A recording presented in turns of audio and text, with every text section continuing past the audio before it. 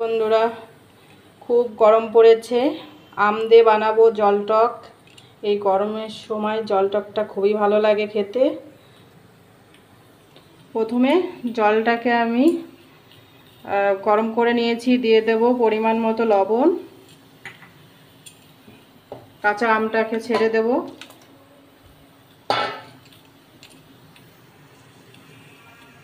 এটাকে সেদ্ধ করে নেব। আমটা দেখো সেদ্ধ হয়ে গেছে, আমটাকে একটু গলিয়ে দিলাম। এবার আমি দিয়ে দেবো হলুদটাকে জল দিয়ে গুলিয়ে নিয়েছি, নাহলে দলা পাকিয়ে যাবে।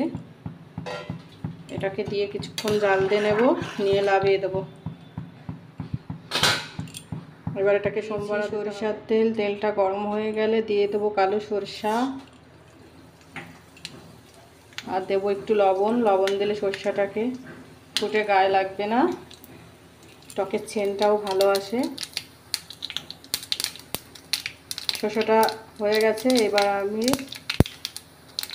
টকটাকে ছেড়ে দেবো। টকটাকে আমি ফোড়ন দিয়েছি, এবার কিছুক্ষণ জাল দিয়ে নামিয়ে দেবো।